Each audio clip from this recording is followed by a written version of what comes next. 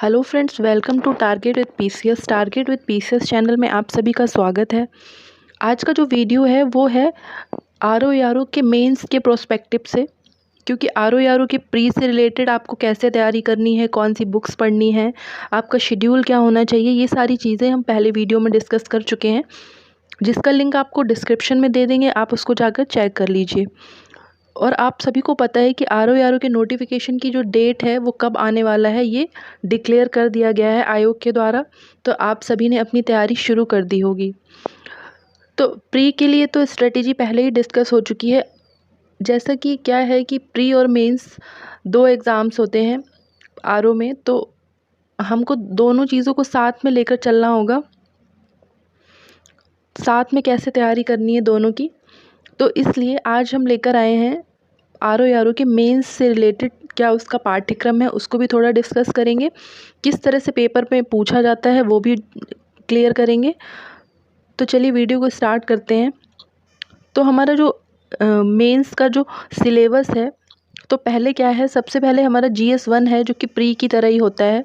ये first paper होता है मेंस में, जो कि एज़ यूजुअल प्री की तरह होता है। इसमें आपको 2 आवर्स मिलते हैं, नंबर ऑफ़ क्वेश्चन 120 होते हैं और मार्क्स 120 मार्क्स, यानी कि एक क्वेश्चन 1 नंबर का होता है। ये बिल्कुल आपको जैसा कि प्री में होता है GS का पेपर, सेम टू सेम वैसा ही होगा। ये उसी तरह से सारे सब्जेक्ट पूछे जाएंगे इसमें। पहला हमारा सामान्य विज्ञान, भारत का इतिहास, भारतीय राष्ट्रीय आंदोलन, राज्यतंत्र, अर्थव्यवस्था, संस्कृति, भारतीय कृषि, वाणिज्य, व्यापार, जनसंख्या, पर्यावरण, नगरीकरण, भारतीय परिप्रेक्ष्य में, मतलब सिर्फ हमारे इंडिया से रिलेटेड चीज़ें पूछी जाएंगी। और जैसा कि आपको पता है कि यूपी से रिलेटेड एग्ज़ाम है ये, तो यूपी के बारे में भी इसमें आपसे पूछा जाएगा। फिर है हमारा विश्व का भूगोल, भारत का भूगोल और प्राकृतिक संसाधन। फिर है राष्ट्रीय अंतर्राष्ट्रीय महत्वपूर्ण घटनाक्रम, सामान्य बौद्धिक क्षमता जिसको भी हम रीजनिंग कहते हैं, उससे रिलेटेड भी कुछ क्वेश्चंस पूछे जाते हैं GS1 में। और लास्ट है हमारा उत्तर प्रदेश की शिक्षा, संस्कृति, कृषि, उद्योग, व्यापार, रहन सहन और सामाजिक प्रथाओं के संबंध में जानकारी। ये हो गया हमारा GS1, जो कि बिल्कुल ही आपको प्री की तरह होता है। तो आप GS1 जो तैयारी कर रहे हैं उसको अच्छे से करिए, क्योंकि उसका एक पेपर सेम टू सेम आपको मेंस में भी देना पड़ेगा, जिसके लिए आपको 2 घंटे मिलते हैं। 120 नंबर का क्वेश्चन पेपर आएगा और 120 नंबर ही आपकी मार्किंग होगी। तो अब स्टार्ट करते हैं हम। सामान्य हिंदी आलेखन, ये दूसरा पेपर होगा, पार्ट 1 है ये, जो कि सब्जेक्टिव होता है, जो जिसमें कि क्या है 2.5 घंटे आपको मिलते हैं और 100 मार्क्स डिसाइडेड होते हैं इस पेपर के लिए। और ये पेपर सब्जेक्टिव है, ध्यान से देख लीजिए। तो स्टार्ट करते हैं। इसका पहला क्या है टॉपिक, हमारा जो टॉपिक है पहला, सेम टू सेम आपका जो क्वेश्चन पेपर होगा वो ऐसा ही होगा, तो अच्छे से समझ लीजिए। दिए गए गद्यांश का शीर्षक, सारांश एवं 3 रेखांकित अंशों की व्याख्या कीजिए। तो यहाँ पे नंबर का डिवीज़न भी लिख दिया गया है कि आपको किस पॉइंट के लिए कितने मार्क्स दिए जाएंगे। तो गद्यांश का शीर्षक अगर आप लिखते हैं उसके लिए आपको 3 नंबर मिलेगा। उसका सारांश लिखते हैं तो उसके लिए आपको 6 मार्क्स दिया जाएगा। और 3 रेखांकित अंशों की व्याख्या, यानी कि जो पैराग्राफ होगा उसमें जो अंडरलाइंस होंगी वर्ड्स पे या फिर पूरे सेंटेंस पे, उसके लिए आपको मिलेंगे 12 मार्क्स। तो आगे अब देखते हैं हम कि किस तरह से हमारा जो गद्यांश पूछा जाएगा वो किस तरह से होगा। मैंने आपको इसके साथ साथ पेपर की क्लिप्स भी ऐड किए आगे, जिससे आपको आइडिया लग जाए कि पेपर किस तरह से होगा। तो चलिए देखते हैं आगे। इस तरह से आपको एक गद्यांश दिया जाएगा, ये मैंने आपको दिखाया है, पेपर से ही लिया गया है। ये आपका पूरा पैराग्राफ है, ठीक है। तो इसको क्या लिखा है कि ध्यान से पढ़कर उससे संबंधित प्रश्नों के उत्तर दीजिए। ऊपर बता दिया गया है कि क्या क्या पूछा जाएगा। सेम फॉर्मेट में पेपर होगा, तो फिर उसको ही समझ के उसी तरह से आप तैयारी कीजिए। तो क्या है यहाँ पे कि प्रस्तुत गद्य अवतरण का उपयुक्त शीर्षक लिखिए। तो इसके लिए आपको क्या करना होगा, पूरे पैराग्राफ को पढ़िए और जो भी शीर्षक आपको लग रहा है अकॉर्डिंग टू गद्यांश, वो आप इसमें लिखिए आंसर में। इसके लिए आपको कितना मार्क्स दिया जा रहा है, 3 मार्क्स। नेक्स्ट है प्रस्तुत गद्य अवतरण का सारांश लिखिए, यानी कि जितना भी आपका पैराग्राफ है उसका समरी लिखना है, अपने शब्दों में उसको समराइज करके लिखना होगा, जिसके लिए आपको मिलेगा 6 मार्क्स। नेक्स्ट है प्रस्तुत गद्य अवतरण के रेखांकित अंशों की संक्षेप में व्याख्या कीजिए। रेखांकित अंश कौन से हैं? ये जो अंडरलाइन वर्ड दिया गया है, जैसे कि पहला मैं आपको पढ़ के बता देती हूँ कि शिक्षा का अर्थ है जीना, सीखने की कला। हम जीते हैं समाज में, अतः शिक्षा का मूल स्रोत है समाज। इस लाइन को क्या करना है आपने? संक्षेप में व्याख्या करनी है। ऐसे ही ये सेकंड वर्ड है यहाँ पर और ये थर्ड वर्ड है, तो ये 3 आपको दिए गए हैं। आपको हर रेखांकित अंश की संक्षेप में व्याख्या करने के लिए आपको 4 मार्क्स दिया जाएगा। ठीक है, ठीक है। नेक्स्ट देखते हैं। नेक्स्ट क्वेश्चन है हमारा, किसी दिए हुए सरकारी पत्र का सारणी रूप में सार लेखन कीजिए। ये आपका होगा 15 नंबर का। इससे आप पूरे मार्क्स गेन कर सकते हैं इस पेपर से। तो देखते हैं कि किस तरह से पूछा जाता है सरकारी पत्र। ये मैंने क्लिप लगाई है यहाँ पे। ये इस तरह से आपको एक सरकारी, एक मिनट, इस तरह से आपको एक सरकारी पत्र का सारणी रूप दिया जाएगा। सॉरी, ये आपका सब्जेक्टिव में दिया हुआ है, इसको आपको टेबुलर में लिखना होगा, टेबल बना के। ठीक है, ये आप पढ़ लीजिए और इसको टेबुलर फॉर्म में कैसे लिखना है वो मैं आपको नेक्स्ट वीडियो में बता दूंगी कि किस तरह से आंसर्स लिखने होंगे।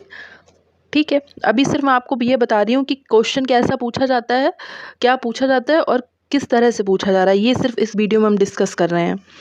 फिर है हमारा कि पत्राचार। पत्राचार जो है वो आपका 24 मार्क्स का होगा, जिसमें पूछा जाएगा आपसे शासकीय अर्धशासकीय पत्र की परिभाषा, कार्यालय आदेश, ज्ञाप, परिपत्र, विज्ञप्ति, टिप्पणी एवं प्रतिवेदन, अनुस्मारक। ये आपसे पूछा जाएगा जिससे आपको कितना मार्क्स मिलेगा? 24 मार्क्स। तो आगे देखते हैं। तो ये है हमारा, यहाँ पर मैंने छोटा सा ऐड किया है। क्वेश्चन नंबर जो 3 पूछा जाता है ये है, अर्थशास्त्रीय पत्र का अर्थ स्पष्ट करते हुए उसका लिखित प्रारूप प्रस्तुत कीजिए। ठीक है, उसके बाद पूछा जाएगा कार्यालय आदेश किसे कहते हैं, और फिर है विज्ञप्ति का आशय स्पष्ट करते हुए इसका एक उदाहरण लिखिए। इस तरह से पत्राचार में आपसे क्वेश्चन पूछा जाएगा और आपको उसके लिए कितना मार्क्स मिलेगा? 24 मार्क्स। अगला टॉपिक क्या है हमारा? अगला जो है वो है पारिभाषिक शब्दावली। प्रशासनिक शब्दों का जो इस्तेमाल होता होगा जब आप आरओ बनेंगे या एआरओ, वहाँ पर जिस तरह से शब्दावली उपयोग में की जाती है तो उससे रिलेटेड भी आपकी नॉलेज चेक की जाएगी यहाँ पर। इसमें आपसे पूछा जाएगा कि इंग्लिश से हिंदी 5 शब्द लिखने होंगे। 5 आपको इंग्लिश में वर्ड्स दिए होंगे जिनको आपने हिंदी में ट्रांसलेट करके लिखना है। नेक्स्ट है हिंदी से इंग्लिश, मतलब हिंदी में दिया है तो इंग्लिश में लिखना है।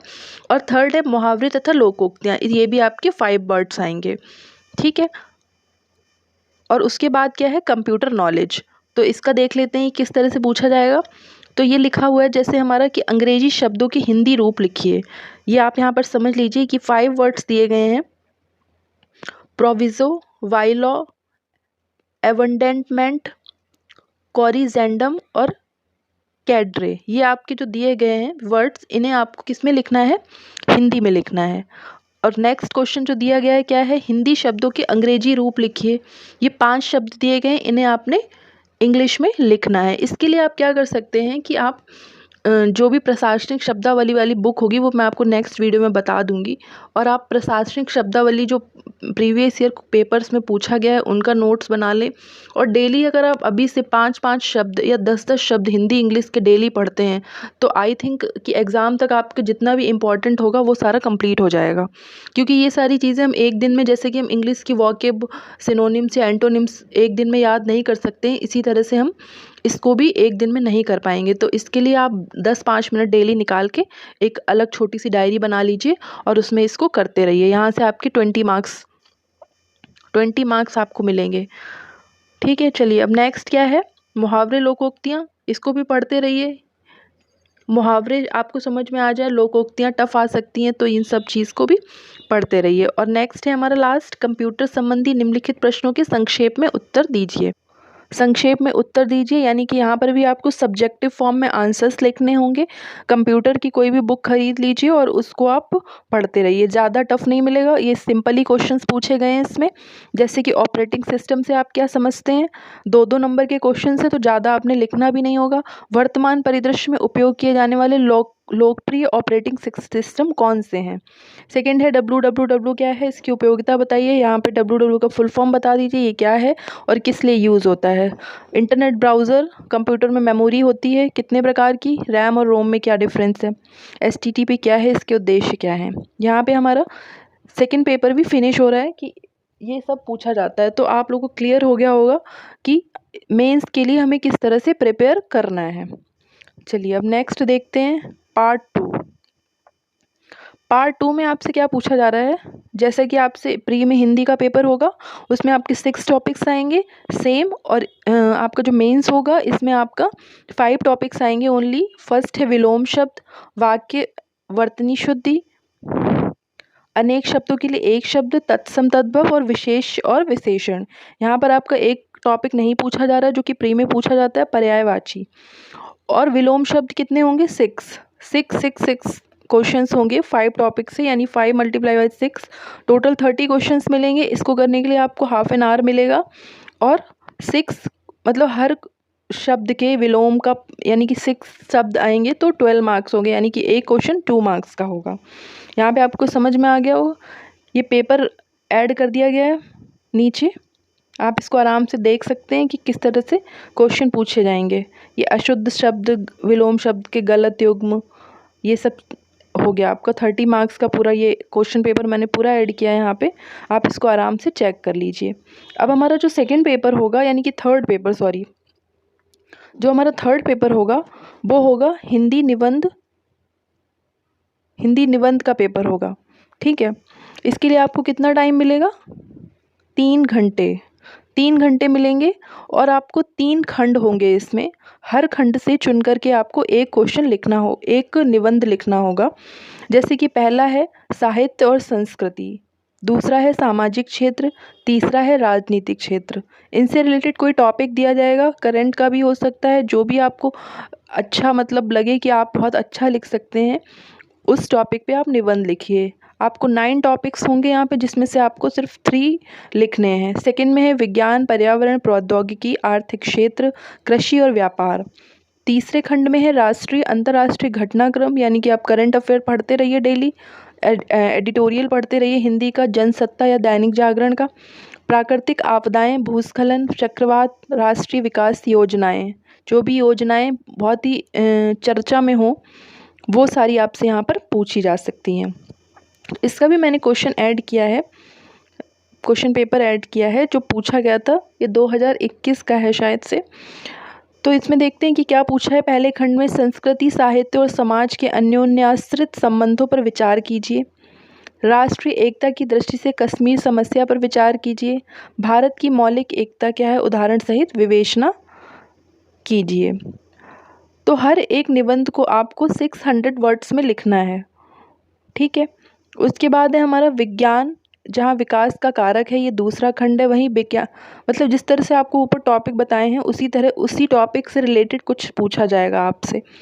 वहीं विनाशक भी है, विनाशक की भूमिका भी निभाता है, क्यों और कैसे, विवेचना कीजिए। दूसरा है सामाजिक एकता की दृष्टि से आर्थिक असमानता असहयोगी चिंताधारा का निर्वहन करने लगता है, इस पर विचार कीजिए। भारतीय किसान नीति की समकालीन चुनौतियों पर प्रकाश डालें। लास्ट और तीसरा खंड है कि प्राकृतिक आपदा नीतियों के प्रारूपों पर विचार कीजिए। नक्सलवाद और भारतीय बुद्धिजीवियों के अंतः संबंधों पर प्रकाश डालिए। तीसरा है भारतीय एकता को ध्यान में रखते हुए पड़ोसी देशों से मिलने वाली चुनौतियाँ और समाधान क्या हैं।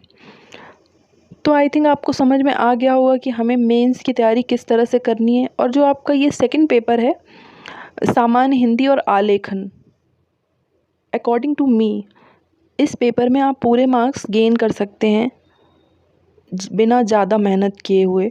अगर अभी से आप थोड़ा थोड़ा लिखना शुरू करें चीज़ें, जैसे कि सास के अनुसार, ये सिर्फ डेफिनेशन है, इसी तरह से पूछी जाएंगी आपसे, तो आप अच्छे से इसको प्रिपेयर करिए। कोई भी निबंध पहले तो आप पढ़िए, डेटा इकट्ठा करिए, तब आप निबंध लिख पाएंगे, तो वो चीज़ करिए।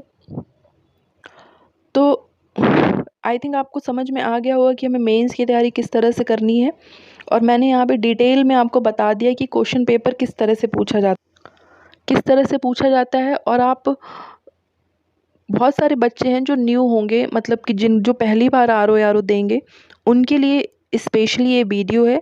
तो इसको पूरा देखिए, अच्छे से समझ लीजिए। सब कुछ ऐड कर दिया है कि पेपर किस तरह से आएगा। और अगर आप लोग कमेंट में बोलेंगे कि इसके लिए बुक्स वगैरह बताई जाए, तो वो नेक्स्ट वीडियो में मैं आपको बता दूंगी। तो इस वीडियो को ज़रूर से ज़रूर देखिए, अच्छा लगे तो वीडियो को लाइक करें।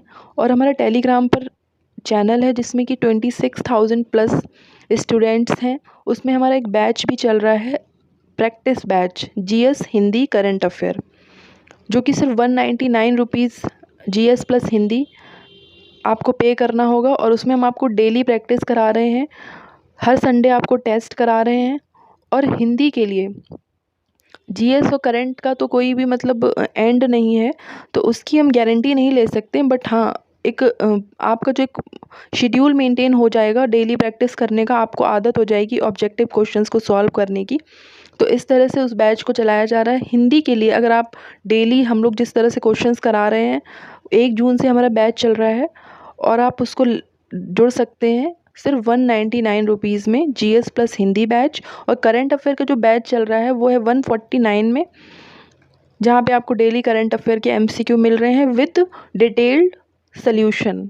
और ऐसा ही हमारा GS और हिंदी में भी है कि आपको आंसर तो बताया ही जाएगा, आंसर्स के साथ जो और एक्स्ट्रा ऑप्शंस होंगे उनके और क्या क्या आंसर्स हो सकते हैं, वो क्यों गलत है, उस तरह से वो सारी डिटेल हम उसमें आपको प्रोवाइड करा रहे हैं। तो आप चाहें तो हमारे मेन चैनल से जुड़ सकते हैं, उसमें भी हम काफ़ी कुछ चीज़ें बच्चों को दे रहे हैं, तो उससे जुड़ जाइए, जिसका लिंक हम टेलीग्राम चैनल का लिंक आपको वीडियो के डिस्क्रिप्शन में दे देंगे।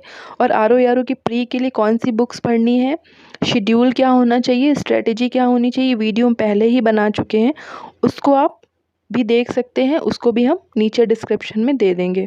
तो इस वीडियो को ज़रूर से ज़रूर देखिए। वीडियो अच्छा लगे तो लाइक करें, शेयर करें, सब्सक्राइब करें चैनल को। Thank you.